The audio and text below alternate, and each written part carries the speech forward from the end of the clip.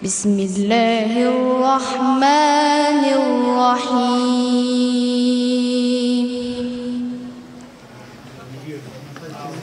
بسم الله الرحمن الرحيم الصلاة والسلام على سيدنا محمد وعلى آله وأصحابه أجمعين.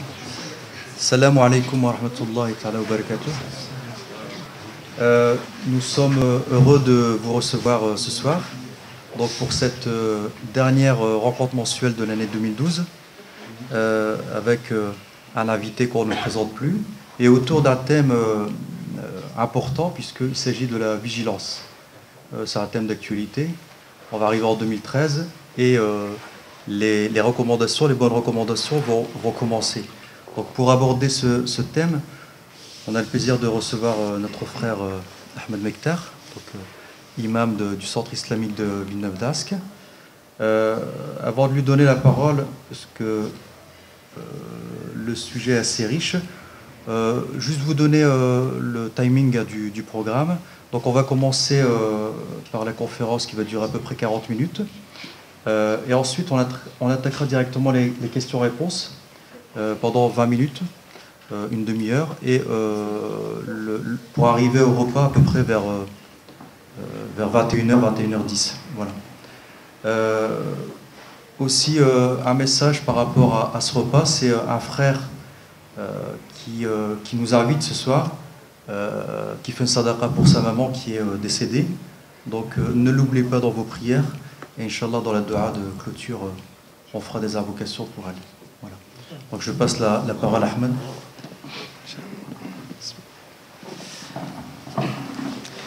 إن الحمد لله أحمده تعالى واستعينه واستهديه ونعوذ بالله من شرور أنفسنا وسيئات أعمالنا من يهدي الله فلا مضل له ومن يضلل فلا هادي له وأشهد أن لا إله إلا الله ولي الصالحين وأشهد أن محمدا عبده ورسوله الصادق الأمين اللهم صل وسلم وبارك عليه وعلى آل بيته وعلى أزواجه وذريته الطيبين الطاهرين وارض اللهم عن الصحابة والتابعين ومن تبعهم بإحسان إلى يوم الدين.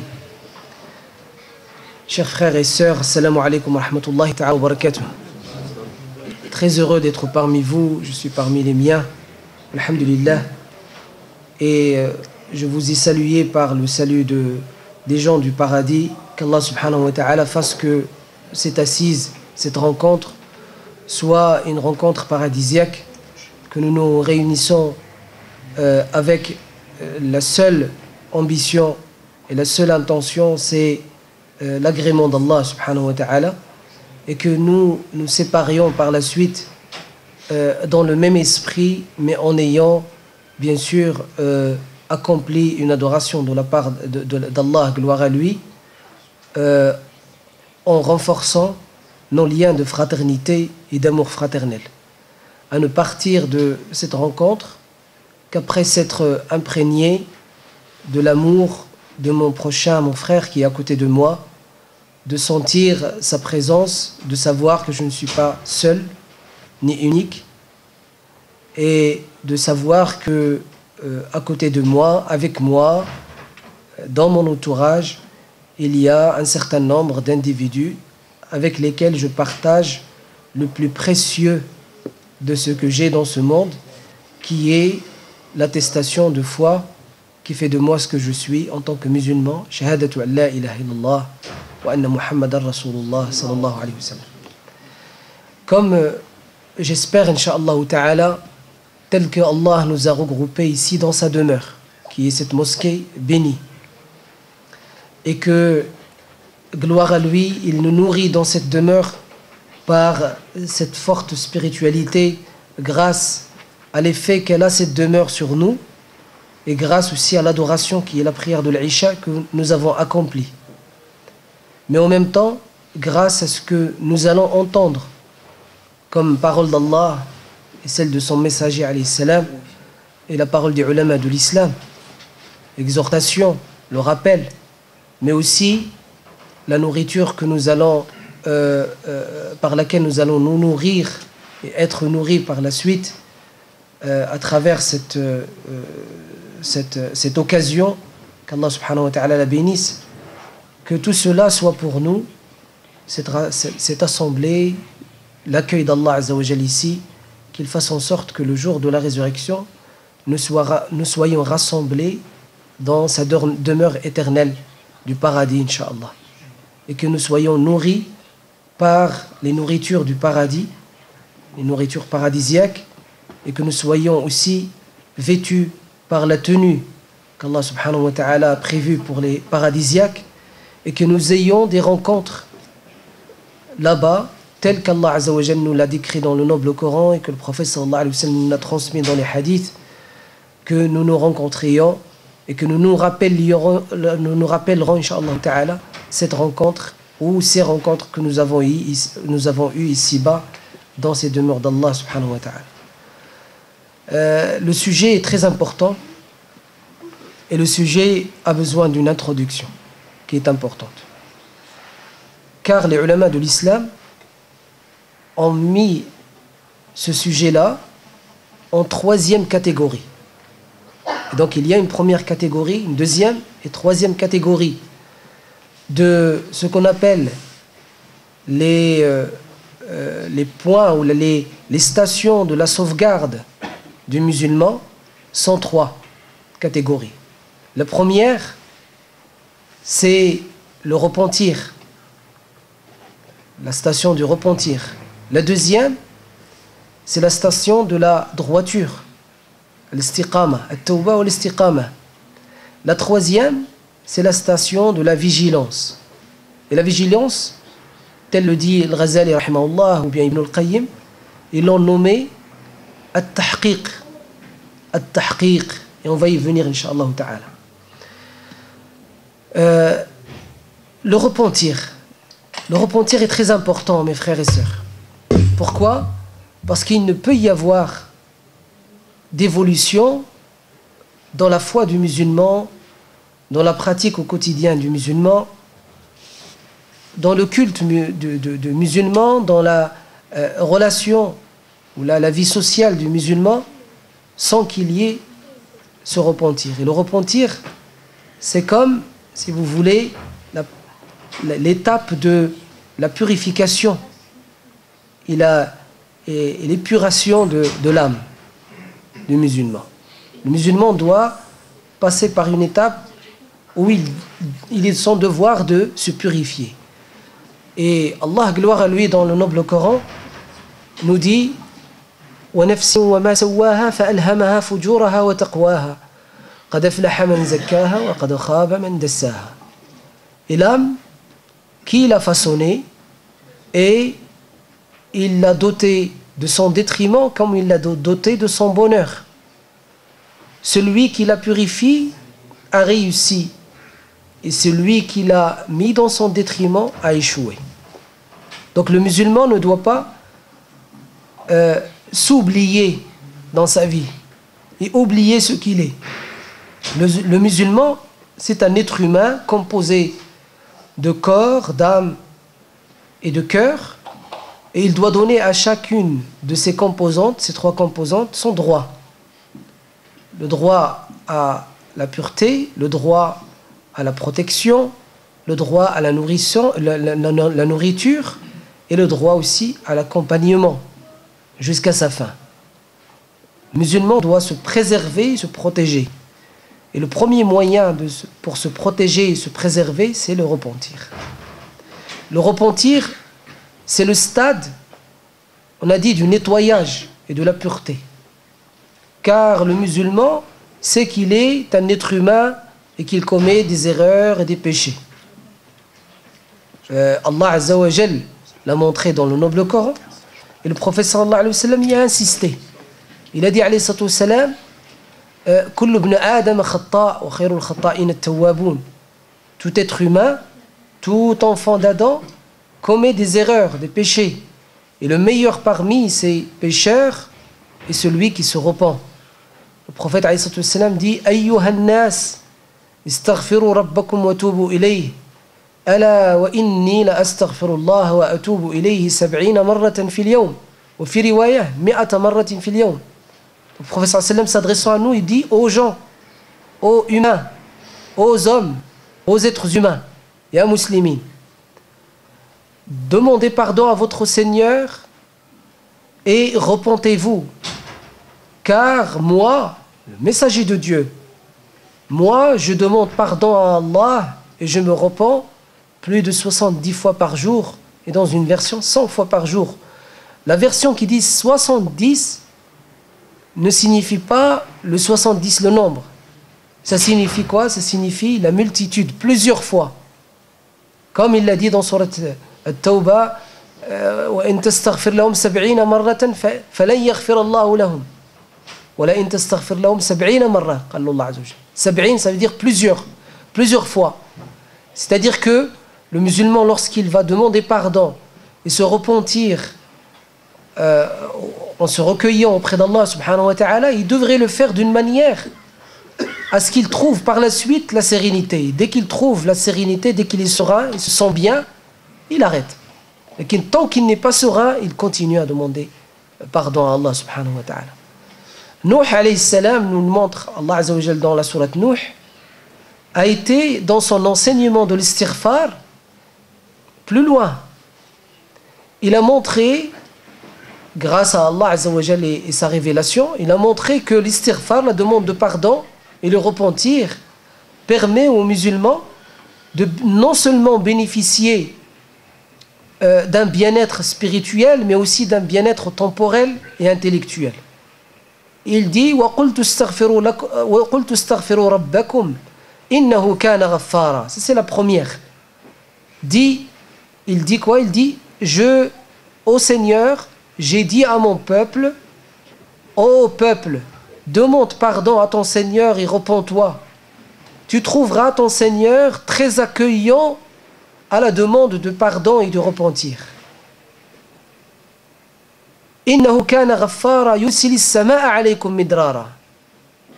L'istighfar, la demande de pardon et de repentir, permet à ceux qui n'ont pas d'eau, de pluie, qui vivent la sécheresse, de l'avoir d'une manière abondante.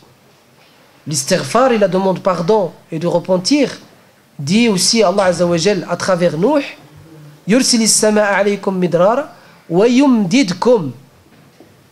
Et il vous octroie, il vous permet d'avoir, il vous fait bénéficier de quoi? وَيُمْدِدْكُمْ بِأَمْوَالٍ. Celui qui ne travaille pas, qui est au chômage, يكتر من الاستغفار. Et surtout, il y a un moment de l'istighfar très important que le prophète sallam a indiqué, c'est le moment de sahar. Et le Coran est explicite là-dessus. وَالْمُسْتَغْفِرِينَ بِالْأَسْحَارِ. Le moment de sahar, c'est quoi? C'est juste avant la lueur blanche de l'aube. C'est-à-dire à peu près 1h à 45 minutes avant le moment de l'adhan que vous avez sur votre calendrier. Et sur toute cette période, Allah Azza wa Jal nous indique que les meilleurs parmi les croyants, ce sont ceux qui se positionnent d'une manière à être éveillés et à demander pardon à Allah Azza wa Jal au sujet de leurs péchés et à se repentir en étant dans le recueil auprès de leur Seigneur subhanahu wa ta'ala durant ce moment. Omar ibn al-Khattab radiyallahu anhu, on rapporte de lui qu'il travaillait toute la nuit. Et puis, travailler toute la nuit, ça veut dire quoi? Le premier tiers de la nuit, c'était son travail en tant que calife. Concernant quoi? Le droit de sa communauté sur lui. La deuxième partie, c'est son travail en tant que musulman qui a la responsabilité de son foyer, sa femme et ses enfants, et sa famille. Et cette partie-là, c'est la partie à laquelle il consacre quoi? Son temps à faire des prières, des invocations et récitation du Coran. La troisième partie de la nuit, c'est al-waqt, le dernier tiers de la nuit. C'est l'heure que le prophète sallam a dit, Allah est à proximité, il se rapproche, subhanahu wa ta'ala, tel qu'il le veut, selon ce qu'il est. Rien ne lui est semblable. Il se rapproche physiquement de sa créature. Et dit, gloire à lui, qui m'invoque, j'exauce son invocation. Qui veut la protection, je suis sa protection. Ce moment-là, c'est le dernier tiers de la nuit. Et c'est le moment de Sahar. Le moment de Sahar, il est à la fin de ce dernier tiers de la nuit. Et subhanallah, le dernier tiers de la nuit, ou là le moment de Sahar, varie selon les temps. En hiver, c'est pas pareil que en été, ce n'est pas pareil que en automne, ce n'est pas pareil que en quoi encore? Au printemps. Ça varie selon, bien sûr, la longueur ou le raccourcissement de quoi? De la nuit et de la journée. Ça dépend. Et donc Allah Azza wa Jal a voulu que ce moment-là soit un moment privilégié pour qui? Pour ceux qui sont éveillés. Et ils sont éveillés pourquoi? Parce qu'ils craignent leur Seigneur, ils craignent la rencontre de leur Seigneur. Et ils n'ont aucun engagement. Qui c'est qui s'est engagé avec eux pour leur dire qu'ils sont vraiment pardonnés? Et certainement. Et qu'ils sont vraiment et certainement au paradis. Et qu'ils auront le jour du jugement quelqu'un qui va les aider et qui va leur permettre d'aller et d'accéder au paradis. Nul ne nous donne un certificat ou un engagement cacheté, signé. Personne. Chacun doit agir et doit œuvrer pour qu'il puisse être sauvegardé et protéger les siens. Ya ayyuhalladhina amanu qu anfusakum wa ahlikum nara. Ô vous qui avez cru, préservez votre propre personne et vos familles. Ceux qui sont à charge, sont à votre charge. Préservez-les eux aussi de quoi? D'un feu. Le feu de l'enfer, ou l'a'iyadu billah. Et Omar radiallahu anhu, la troisième partie de la nuit, il faisait des prières, des invocations, mais aussi il faisait beaucoup de l'istighfar en étant assis, en étant dans la position assise. Et de temps en temps, il allait vers la mosquée, parce que sa porte de chez lui donnait à la mosquée, et se penchait vers la mosquée, il disait: l'heure de l'Fajr est-elle arrivée? Quand les gens lui disent elle est arrivée au commandeur des croyants, il arrête l'istighfar. Et il se prépare à la prière de l'Fajr. Lorsqu'ils lui disent non, l'heure de l'Fajr n'est pas encore arrivée, il retourne à sa place et il continue à l'istighfar. Wal mustaghfirina bil ashar. C'est ce moment-là. Wa qultu astaghfiru rabbakum innahu kana ghaffara yursilis samaa alaykum midrara wa yumdidkum bi amwalin wa banina wa yaj'al lakum jannatin wa yaj'al lakum anhara. Et donc qu'est-ce que nous permet l'istighfar et la demande de pardon?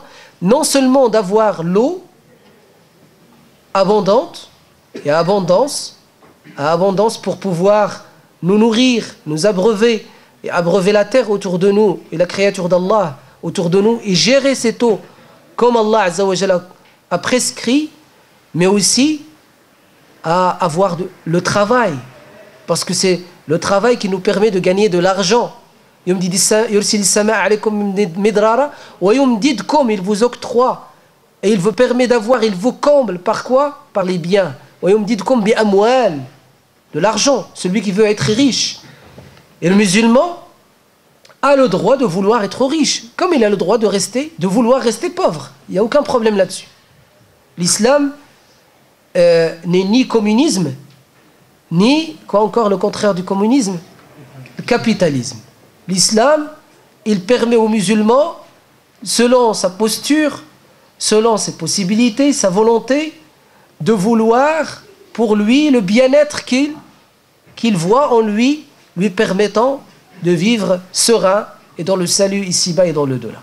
Il y a des gens qui vont vouloir rester tels quels, ne pas évoluer économiquement, parce que pour eux, ils ont peur, en évoluant économiquement et en s'enrichissant, de s'éloigner de la voie d'Allah subhanahu wa ta'ala, et leur crainte qu'ils ont, elle a des preuves, à ce moment-là, l'islam ne leur interdit pas.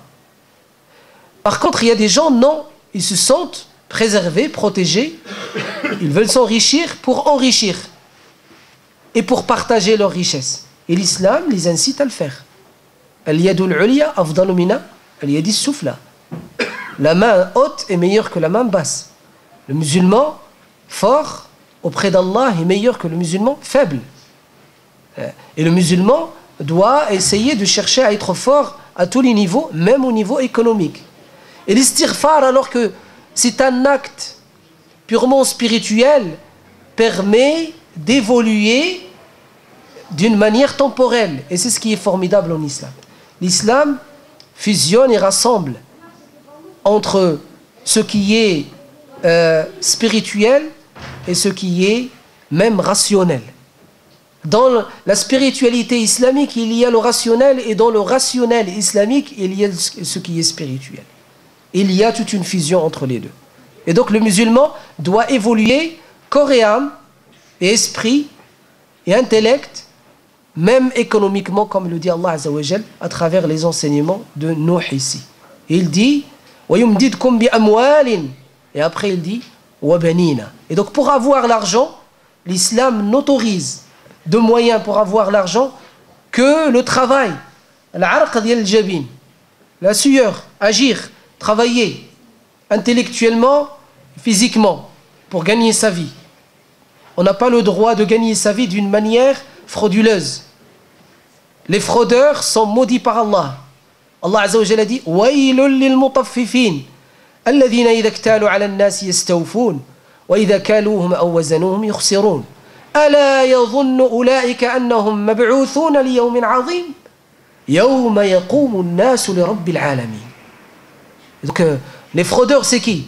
C'est plusieurs types quand vous étudiez l'affaire de la fraude. Mais nous, notre petit sujet ici dans cette causerie, maintenant c'est quoi? C'est l'argent, c'est les biens. Les fraudeurs, dans notre situation, nous, dans notre contexte à nous, je cite un exemple. Le musulman qui ramène un autre musulman ou un non-musulman travailler chez lui, il lui demande le week-end de lui faire un mur, de lui peindre le mur, de lui faire les tuyaux du chauffage, les radiateurs, ou de travailler, de lui réparer sa voiture, dans un week-end par exemple. Et puis après, dès qu'il a terminé, il lui dit « Je te payerai la semaine prochaine. T'inquiète. » Et il va l'inquiéter, hein, parce qu'il ne va pas le payer. Et il va le faire traîner pour qu'il soit payé. Non seulement il l'a fait souffrir en travaillant, il le fait souffrir aussi pour avoir son argent.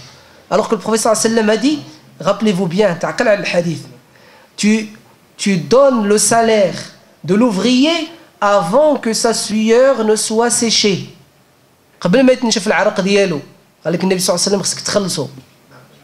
Parce qu'il est venu travailler chez toi avant que sa sueur ne sèche et qu'il prenne sa douche. Le salaire dialo avant qu'il ne parte. Sauf si tu t'es mis d'accord avec lui, donnant d'une manière ou d'une autre, ça c'est autre chose. Ça c'est autre chose. Les musulmans inda shurutihim. S'il y a des conditions, donnant et ainsi de suite, là il n'y a aucun souci. Mais nous on parle de quelqu'un qui a dit tu viens travailler, tu auras ta journée. Il finit sa journée miskin, le propriétaire de la maison, de la voiture, il n'est pas là. L'autre il ne va pas rester là, il va partir chez lui. Il va rappeler demain par téléphone, il ne répond pas. Il lui laisse des messages, il ne lui répond pas. Il vient chez lui, il frappe à la porte. Il est à la maison, il dit à ses enfants, dites-lui je ne suis pas là. Il y en a qui jouent avec ça et ils rusent. Ils trouvent même des textes pour ruser. Alors qu'il décontexte le texte lui-même de son contexte. Pour nourrir leur passion. Et ça, on n'en a pas le droit. Pourquoi? Parce qu'on est musulman, on croit que notre Seigneur, c'est une conviction normalement, nous observe, il sait ce que nous avons comme intention et ce que nous avons comme action. Ah, ou un type de qui? De fraudeur. Un deuxième type de fraudeur, pour ne pas m'étaler, le temps est très court, c'est ce musulman qui est ni marié ni divorcé, bhal kasiyat ariyat, ma'ilat mumilat. Le prophète dans le hadith Sahih Muslim et dans les Sunan, il dit il y aura des femmes dans ma communauté que je n'ai jamais vues et je n'aurais jamais dû voir et qui vont être habillées comme déshabillées ou déshabillées comme habillées. Je vous laisse imaginer et n'imaginez pas. Il vaut mieux pour ne pas tomber dans le haram. Et donc c'est comme ces gens-là, ce type de personnes, hommes ou femmes, ils sont mariés, divorcés. Ils se sont mariés Et ils se sont mis d'accord pour divorcer. Vous savez pourquoi ils se sont mis d'accord pour divorcer civilement? Ils disent, nous sommes divorcés civilement, mais nous sommes toujours mariés auprès d'Allah. Quel est le savant musulman qui t'a permis cela?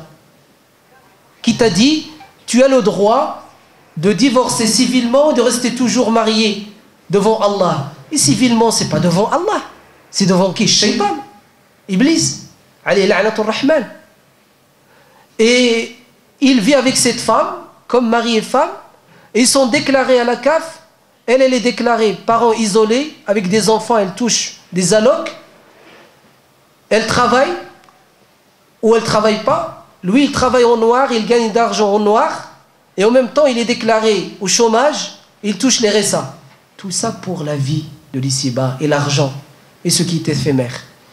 En oubliant qu'Allah nous observe et que lorsqu'on va faire une déclaration auprès de la CAF ou n'importe quel organisme, on déclare sur l'honneur. Au final, l'honneur des musulmans, il est où l'honneur des musulmans?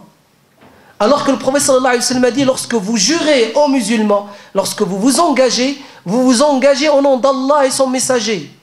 Alors tu mets Allah et son messager dans ta signature. Tu mets ton islamité dans ta signature. Lorsque tu signes et tu dates et tu mets lui est approuvé tel ou tel engagement, telle ou telle déclaration que tu fais. Et tu sais très bien que le prophète sallallahu alayhi wa sallam a mis parmi les 7 mubiqat, les 7 péchés capitaux, en dernier, le péché capital qui est le faux témoignage. Et c'est un faux témoignage. Non seulement tu le dis, mais tu le signes, tu l'écris et tu le signes. Et c'est plus fort dans le témoignage, vous le savez très bien.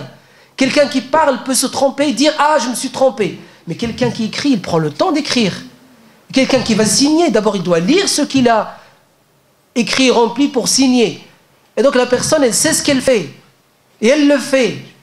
C'est des fraudeurs. Malheur aux fraudeurs. Lisez surat les fraudeurs. Le musulman doit s'enrichir d'une manière digne, halal. D'accord? Et gagner de l'argent halal et digne. Et l'istighfar nous permet cela. Grâce à Allah subhanahu wa ta'ala. Yursil as-sama'a alaykum midrara wa yumdidkum bi amwal. Il dit subhanahu wa ta'ala wa banina. Wa banin pour celui ou celle qui n'ont pas eu d'enfants. Qui n'ont pas eu encore d'enfants. Eh bien Allah Azza wa Jalla à travers cela il leur dit kitru l'istighfar. Et surtout pendant les moments propices pour l'istighfar, vous aurez des enfants. Car Allah l'a dit. Wa banina. Ceux qui n'arrivent pas à se marier. Ou qui gît عندك عند الفقيه, il lui dit ah on m'a touché par l'ain, on m'a tiré un sort. Je ne sais pas comment ils l'ont tiré, avec un arc. On m'a tiré un sort. Et on met tout sur le dos de Shaitan. Et on fait rentrer Dajjal, le charlatanisme. Et du charlatanisme, certains gagnent leur vie d'une manière illicite. Ils font payer. Et payer d'une manière outrancière. Et chère. Parce qu'ils savent que les gens msakin, ils sont vulnérables. Parce que les musulmans msakin, ils sont gentils. Parce que les gens comptent sur eux. Parce qu'ils ont confiance en eux. Parce qu'ils croient que ils vont les sauver, les aider grâce à Allah et grâce à le Coran, alors qu'ils utilisent des méthodes qui ne sont pas autorisées, importées du charlatanisme africain ou asiatique. Par exemple, et je ferme la parenthèse, il faut faire très attention. Très attention, mon frère, ma soeur. Le shaitan est très faible, dit Allah Azza wa Jal. Inna kayda shaitani kana kif da'ifa. Et kana 'inda Allah Azza wa Jal al-istighraq. C'est-à-dire il n'a pas de temps dans le passé, au présent et dans le futur. Toujours le shaitan est faible et toi tu es fort par Allah et ton appartenance à l'islam et par ton adoration d'Allah subhanahu wa ta'ala. Allah Azza wa Jal dit inna ibadi laysa laka alayhim sultan. Il s'adresse à shaitan. Allah lui dit mes fidèles, tu n'as aucun pouvoir sur eux. Sois fidèle d'Allah. Shaitan n'a aucun pouvoir sur toi. Et il lui dit وَكَفَى بِرَبِّكَ وَكِيلًا à la fin du verset. Et ton Seigneur suffit comme protecteur. حَافِظًا وَحَاصِنًا كَفَى بِرَبِّكَ وَكِيلًا. Y a-t-il quelqu'un mieux qu'Allah comme protecteur? Y a-t-il quelqu'un mieux qu'Allah comme sauvegarde, comme recours? Vous savez très bien, vous connaissez la réponse. l'istighfar. وَقُلْتُ اسْتَغْفِرُوا رَبَّكُمْ إِنَّهُ كَانَ غَفَّارًا يُرْسِلِ السَّمَاءَ عَلَيْكُمْ مِدْرَارًا وَيُمْدِدْكُمْ بِأَمْوَالٍ وَبَنِينَ وَيَجْعَلْ لَكُمْ جَنَّاتٍ وَيَجْعَلْ لَكُمْ أَنْهَارًا مَا لَكُمْ لَا تَرْجُونَ لِلَّهِ وَقَارًا وَقَدْ خَلَقَكُمْ أَطْوَارًا. شفت, il vous donne l'istighfar, vous permet de gagner ici-bas dans votre vie le salut, la protection, le bonheur. Quel bonheur de ce musulman qui dit astaghfirullah. Tu l'as déjà senti. Quel bonheur au fond de toi-même. Hein? Quel sentiment. Quand tu le dis, et tu le dis en le sentant, en ayant vraiment conscience de ce que tu dis. Astaghfirullah. Tu ne le dis pas uniquement parce que tu as commis un péché. Tu le dis aussi pour être soulagé. Même malade, tu le dis pour être guéri. Tu le dis quand tu vois quelque chose de haram. Astaghfirullah. Comme si tu veux dire A'udhu billah. Je demande pardon et protection à Allah subhanahu wa ta'ala. Et tu auras grâce à l'istighfar des ruisseaux, des jardins, des rivières éternellement dans le paradis. Après il dit subhanahu wa ta'ala ma lakum la tarjuna lillahi waqara. Et il rassemble, شوف هنايا, il rassemble entre le khawf et le raja. La tarjuna lillahi waqara. Le waqar هو الخوف. Pourquoi? Qu'est-ce qui vous arrive? Qu'est-ce qui vous prend, ô hommes? Et surtout vous les musulmans qui savez tout cela. Vous avez les textes, vous avez le Coran, vous avez le prophète alayhi salatu wassalam. Qu'est-ce qui vous prend, ô musulmans? Pourquoi vous ne craignez pas Allah et vous n'avez pas espoir en lui convenablement? Pourquoi vous n'estimez pas Allah comme il se doit, gloire à lui? Pourquoi, ô musulmans? Allah Azza wa Jal dit Ya ayyuha alladhina amanu in tuti'u fariqan min alladhina utul kitaba yaruddukum ba'da imanikum kafirin wa kayfa takfuruna wa antum tutla alaykum ayatullahi wa fiikum rasulahu. Yani comment être méconnaissant envers Allah Azza wa Jal? هذا هو الكفران اللي هو عكس الشكر. Comment être méconnaissant envers Allah Azza wa Jal et ne pas être reconnaissant envers Allah Azza wa Jal et le remercier alors que vous avez la révélation d'Allah, le noble Coran, et vous avez l'enseignement de son messager. Ils sont là. Alayhi salatu wassalam. Al-istighfar, il faut beaucoup de temps pour en parler et il faut en parler tout le temps, tous les jours, par notre langue, et c'est très léger.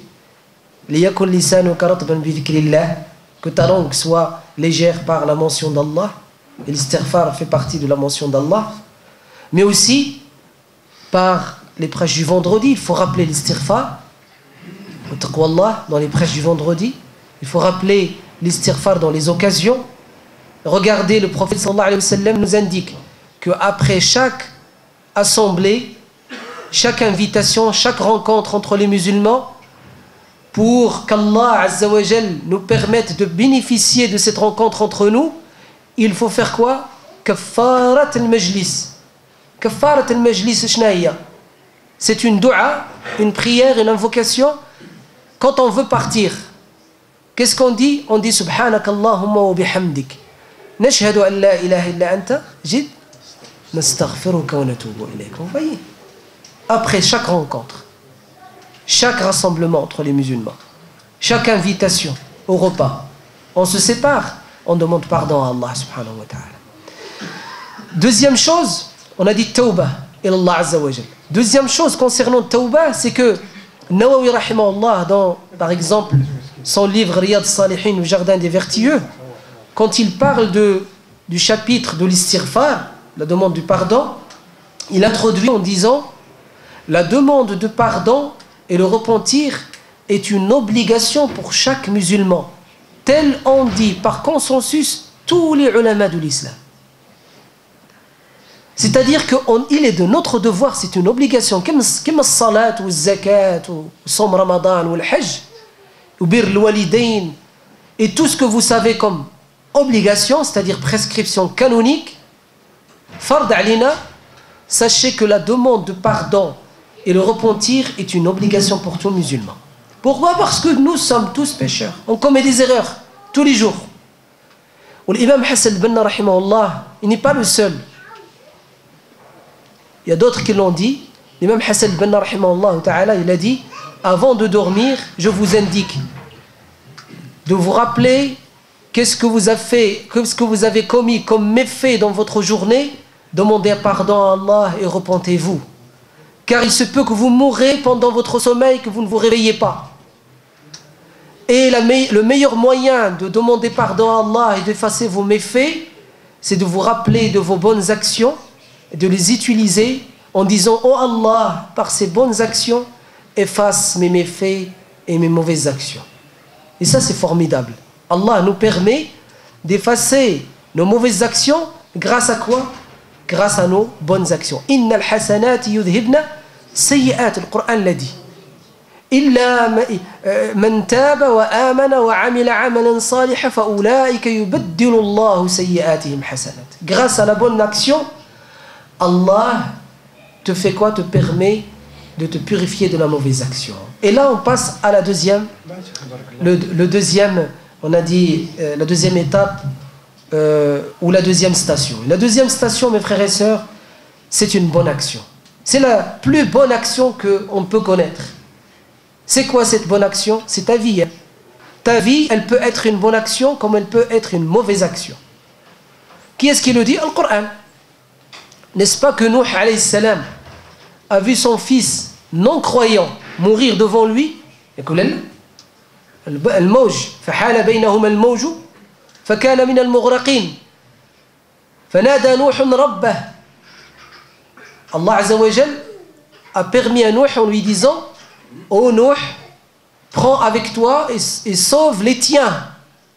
Nuh a dit: mon fils est mort, oh mon Seigneur, alors que tu m'as dit que tu m'as promis que tu allais sauver les miens. Les miens. Allah Azza wa Jal lui dit: wa ahlak. Alors Nuh dit: Rabbi inna ibni min ahli wa inna wa'daka al-haq wa anta arhamur rahimin.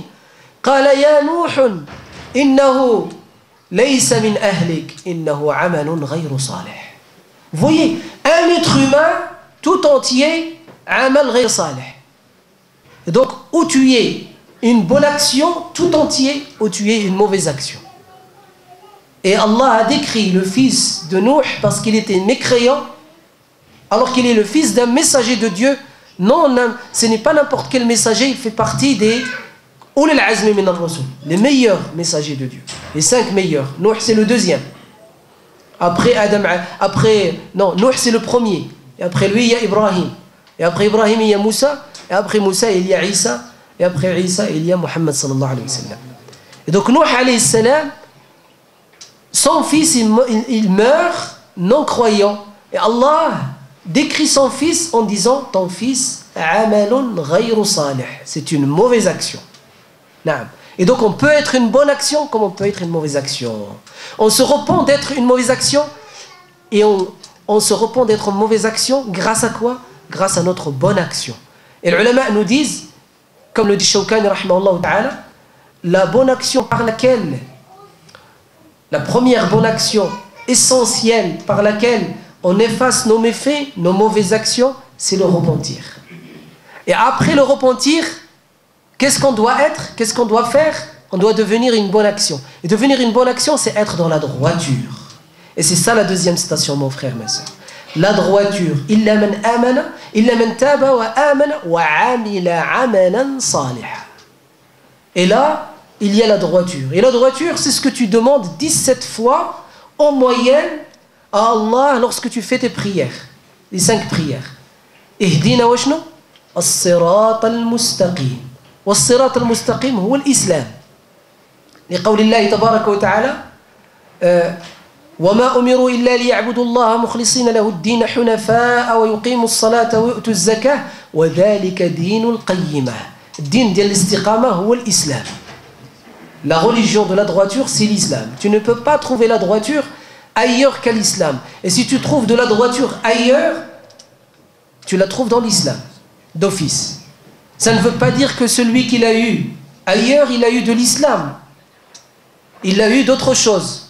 Il a eu d'une autre dite religion, monothéiste par exemple.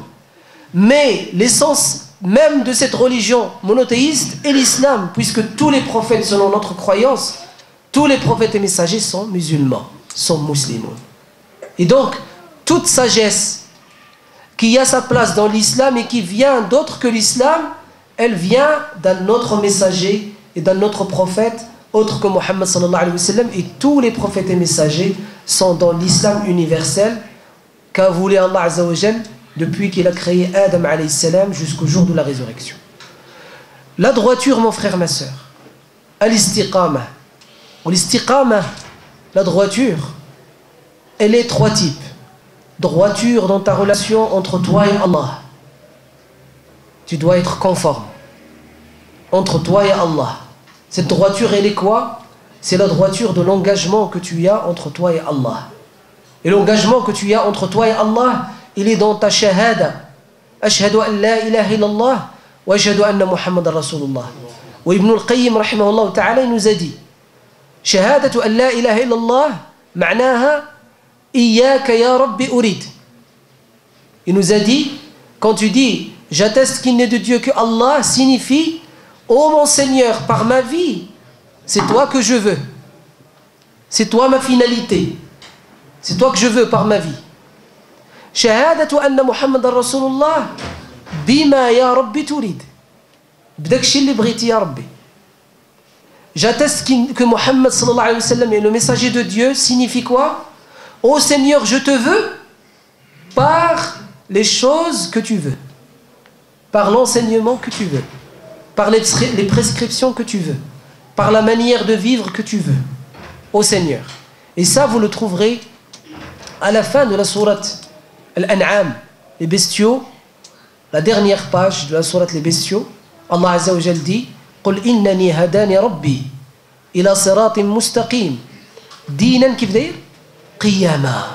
Vous voyez, dit certes Allah m'a dirigé, m'a guidé dans une religion de la droiture, le chemin droit qui est la religion de la droiture. Dinan qiyama, et dans une lecture dinan qayyima, c'est toujours la droiture, mais ici qayyim, ايش معنى qayyim, qui a une grande valeur. Qima, عنده qima, qui a une grande valeur. Dinan qiyama millata Ibrahim, le chemin de Ibrahim, le monothéisme pur. وما كان من المشركين ملة إبراهيم حنيفة, الحنيفية السمحة, qui est le monothéisme pur. وما كان من المشركين, il n'a pas été parmi les idolâtres. Après, qu'est-ce qu'il dit? قل إن صلاتي ونسكي ومحياي ومماتي لله رب العالمين لا شريك له وبذلك أمرت وأنا أول المسلمين.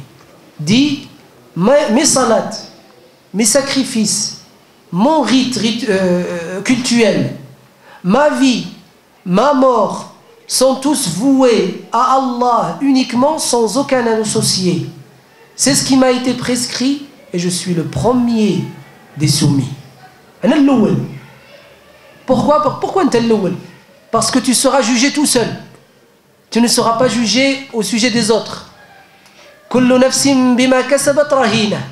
Chaque âme répondra au sujet de ce qu'elle a porté et ce qu'elle a apporté, au sujet de ses actes, au sujet de ses œuvres, au sujet de son fardeau, mon frère, ma soeur. Wallahi al-Azim, son fardeau. Naam. Le jour où les gens vont porter leurs actes, leurs œuvres comme des fardeaux lourds, ils tomberont, ils se soulèveront, ils se relèveront. Naam. وَسَاءَ لَهُمْ يَوْمَ الْقِيَامَةِ حِمْلًا. Et le jour du jugement, ce sera le pire des fardeaux à porter. حِمْلًا يَحْمِلُونَهُ يَحْمِلُونَ أَوْزَارَهُمْ عَلَى ظُهُورِهِمْ أَلَا سَاءَ مَا يَزِرُونَ. Ils porteront leur fardeau, leurs méfaits sur leur dos. Quel mauvais fardeau porte-t-il ce jour-là?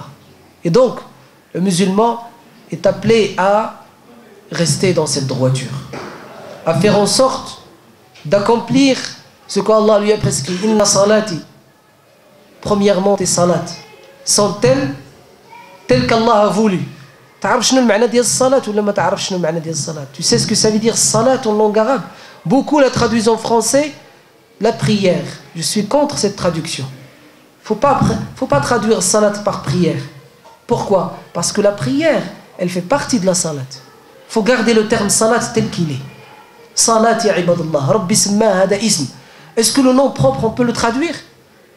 Est-ce que tu peux traduire Mourad? Mourad, il s'appelle Mourad. Si tu veux le sortir de son cadre de nom propre, Mourad, la langue arabe signifie, il a un sens. Son sens c'est quoi? La volonté. Al-Mouradu, ce que tu veux. La volonté de chacun. D'accord? Et donc la volonté. Est-ce que Mourad, sur sa pièce d'identité, on va marquer parce qu'il est français, parce que la pièce d'identité elle est française, parce qu'on est en France et on parle français, on va la traduire, on va écrire Driwish, la volonté? Non. On est obligé de mettre Mourad. C'est un nom propre. Allah a nommé cet acte salat. Il faut qu'il reste salat. Après, si on veut l'expliquer, le définir, on doit le définir selon son sens en langue arabe. Parce que les textes, ils sont arabes. Le Coran arabi. Qur'anan arabiyyan la'allakum ashdiru ta'qiloun. Pour que vous puissiez réfléchir et être intelligent. Et donc, il faut le comprendre de cette manière. Et as-salat, si vous voulez la définir en langue arabe, son sens premier, يقول العلماء الأصل في الكلام الحقيقة حقيقة معناها الصلة مع الله. هذه الصلاة. الصلاة, c'est le lien avec Allah. Là, si tu veux traduire, tu dis les 5 rendez-vous de lien avec Allah. Je suis d'accord avec toi. Ah, j'aime bien quand tu le dis. On a 5 rendez-vous de lien avec Allah chaque jour. Les 5 prières, les 5 salawats par jour. Les 5 salats par jour. Pourquoi? Parce que le terme salat veut dire le lien avec Allah subhanahu wa ta'ala. Et donc premièrement, le lien. Si tu as le lien avec Allah, certainement, ton lien avec toi-même sera bon. Et certainement, ton lien avec autrui sera bon. Si tu es droit dans ta relation avec Allah, tu seras droit dans ta relation avec toi-même. Si tu estimes Allah comme il se voit, comme il se doit, alors tu dois t'estimer et tu vas t'estimer toi-même comme tu te vois et comme tu te dois être estimé. Il y a des gens qui se détestent. Il y a des gens qui se dénigrent eux-mêmes. Ils ont des problèmes avec leur propre personne. Le Ghazali, rahimahullah ta'ala, il dit, celui qui ne vit pas en paix avec sa propre personne, comment attendre de lui qu'il la partage avec autrui? Faqidu shay'i la yu'ti. Celui qui ne possède pas quelque chose, il ne peut pas la partager et la donner. C'est de l'utopie de demander à quelqu'un quelque chose qu'il ne possède pas. Et donc, être bon vis-à-vis de soi-même, être en paix avec soi-même, être bien avec toi-même, cela ne peut être réalisable que si tu es bien avec Allah. Dans ta relation avec Allah, tu seras bon dans ta relation avec toi-même. Et aussi, tu seras bon dans ta relation avec, et droit dans ta relation avec autrui. De la droiture, nous passons à quoi? Au sujet que nous allons, Inch'Allah ta'ala, détailler encore plus par la suite.